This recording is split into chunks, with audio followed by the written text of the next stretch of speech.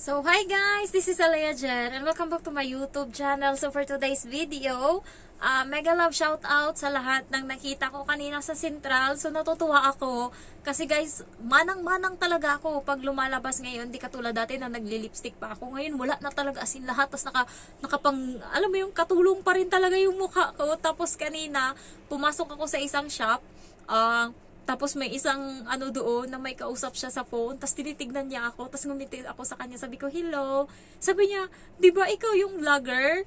Sabi ko, oo. Tapos ngumiti lang ako. Tapos lumakad ako kasi nagpili-pili ako. Tapos nung naglalakad ako, may isa ding nakakita sa akin. Tapos sabi niya, ay, yung vlogger, hello!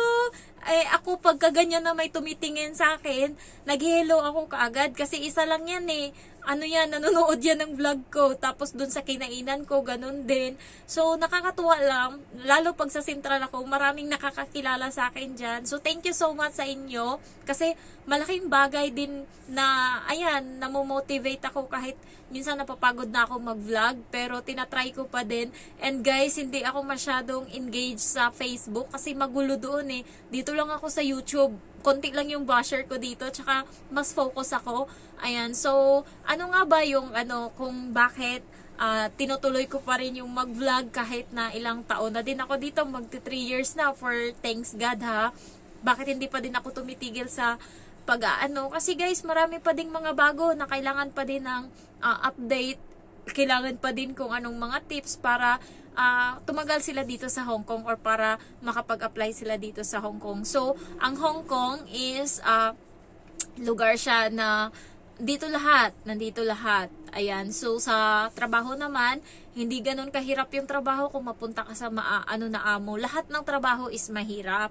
Lahat ng trabaho na katulong is mahirap. Ganun na lang. Pero ang doon, kung paano mo i-deal, kung paano mo anuhin yung sarili mo na every month, makakakuha ka ng 37,000. So, yun na lang yung magiging choices mo doon. Para ngayon ata 38 na siya, 38,000 na. So, malaking bagay yun guys. Natapos na yung bahay ko dahil dito sa pagiging domestic helper ko sa Hong Kong. Thanks God. So, nakaka-proud. 2 years ago, nung pumunta yung yung pamilya ko, so yung bahay namin is hindi pa ayos. Tapos ngayon nung pagkapatay ng papa ko, pumunta sila, iba na yung bahay namin. Ayun, so parang nakakatuwa na, pero napakasimple ko pa din sa totoo lang. As in, hindi ako mayabang pagdating sa Pinas na parang, alam mo yun, hindi.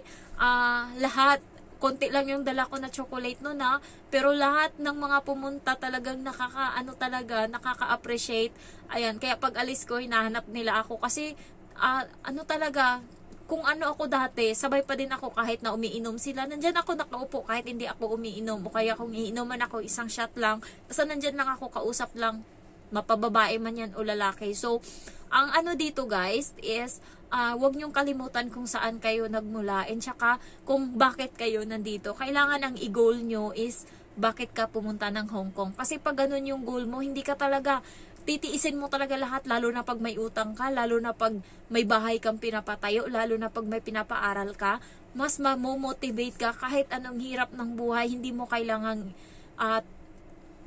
i-give up, hindi mo kayang i-give up kasi nga, paano yung pag-aaral, paano yung college ko, ganun. So, ang motivation mo talaga dito para tumagal ka sa Hong Kong is yung utang mo, yung pangarap mo, and yung may pinapaaral ka, and also may tinutulungan ka. So, ngayon guys, na namatay na yung papa ko, nasa malungkot ako, syempre, pero thankful na din kasi ang hirap ng pinagdadaanan niya, yung araw-araw makikita mo siyang hinahapo, araw-araw nakikita mo siyang hirap huminga, tapos hirap maglakad kasi namaga na yung paa niya, tapos kung ako may pigsa, yung pigsa niya malaki, as in ganito kalaki yung peklat, as in, tapos maawa ka talaga, yung minsan gumagano na siya, yung umiiling na siya, tapos tinanong siya ng mama ko kung pagod na siya, sabi niya oo, pagod na daw siya. So sabi ni mamang, sige kung gusto mo nang magpahinga, masakit man pero tanggapin ko, sabi ni mamang, tanggapin namin. Tapos bago siya namatay, thank you siya ng thank you, sabi niya, tinatawag niya ako tsaka yung kapatid ko sa Kuwait, sabi niya salamat daw. So yun yung mga reason ko kung bakit ako lumalaban dati. Pero grabe na sagad ako guys, sa totoo lang, sagad na sagad ako kasi pagpagawa ko ng bahay, tapos gamot niya, ano yan, 5,000 yan kada 2 weeks. So, grabe, sabi ko nga sa mama ko, Mang, ibebenta ko na lang ba yung katawan ko? Sabi ko gano'n, nung sobrang na-drain na ako ba, na-stress na ako. Sabi ko, Mang, ibebenta ko na lang ba yung katawan ko para may pera tayo? Sabi ng mama ko, gaga ka, sabi niya gano'n. Kasi nga, nung time na yun, pagod na talaga ako, pero ayaw kong isuko yung papa ko eh.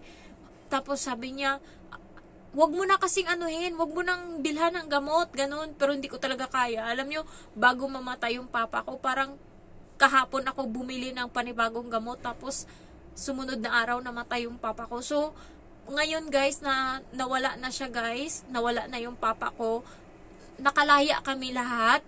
Wala na yung stress kasi nag-Alzheimer siya. Yung kapag gabi, lumalabas siya, hindi namin alam saan siya pumupunta. Uuwi siyang may mga putik na, hindi niya na daw maalala yung ginagawa niya, minsan daw nawawala daw siya. So, nagugulat na lang siya, nandun na siya sa may gitna ng palayan, kung saan siya napupunta. Tapos pag uwi niya, natatakot siya na na madumihan yung kama niya na hinihigaan, kaya hindi siya humihiga, umuupo lang siya sa mesa, dun siya natutulog. So, ganun na yung papa ko, nag-iba na talaga siya. Nangyari lang yun nung umalis ako, parang nagkagulo-gulo na yung buhay niya. Nung nandun ako, nung pag-uwi ko nung August, okay pa naman siya, kaya nagulat ako, pagbalik ko dito, iba na daw yung papa ko, hindi ko maintindihan kung bakit. So, at least, masaya din ako kasi nakita ko siya. May regret lang ako kasi may mga time na may free time kami paghapon ba, hindi man lang namin siya napasyal sa dagat, ganon. So, yun yung regret ko talaga, na hindi ko malabas-labas kahit kanino, hindi ko malabas-labas, pero yun yung kinakainis ko sa sarili ko. Oo nga, nagala siya namin, napunta siya namin ng simbahan, ng dagat, pero naiinis ako na kapag hapon, marami kaming free time, hindi namin siya nilalabas, hindi ko siya nilalabas, hindi namin siya dinadala sa dagat o kung saan man, na yung may memory siya ba, naiinis ako sa part na yun. Talagang nakukulangan pa ako. Yun yung, nandun yung, sa puso ko. Kaya, pag kanina, pumunta ako sa Central, tapos may nag-video okay ako, tapos, yung kinanta ko, yung para sa kanya, yung sabi na, ay, ang hirap, naiinis ako, nainis talaga ako, ayan, so, yun yung nagpapaano sa akin, kaya lumalaban ako sa buhay. Pero ngayon guys, okay na ako. Gusto ko na talagang mag for good kasi gusto kong makita pa yung mama ko. Makasama ko pa, 68 na yung mama ko eh. Yung papa ko nung pag-alis ko, malusog pa yan eh. Kumakanta pa yan, ang taba pa yan. Tas nagulat ako, biglang ganto na siya, namatay na siya. So, hindi natin alam kung hanggang kailan tayo. Kaya guys,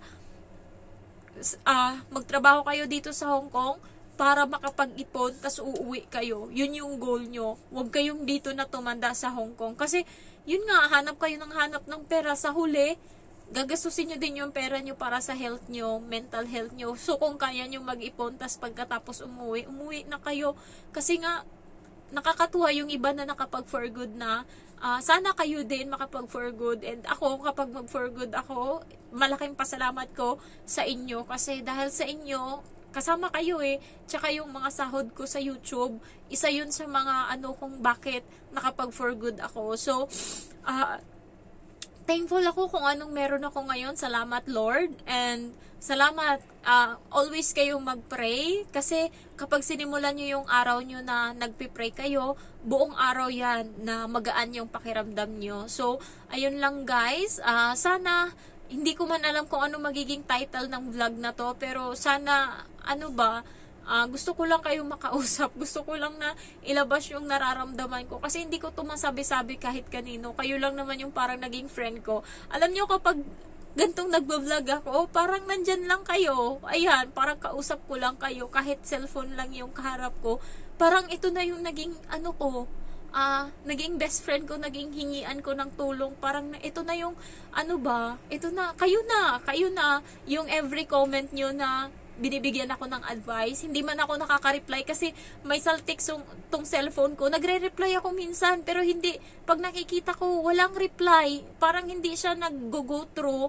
So, tinatry ko mag-reply and nababasa ko lahat yan, nafi-filter ko lahat ng mga hindi ko nababasa na message, nakikita ko yan, yung mga hindi ko pa na-replyan. So, minsan hindi lang talaga ako nakaka-reply pero nababasa ko lahat yan. Thank you guys, love you.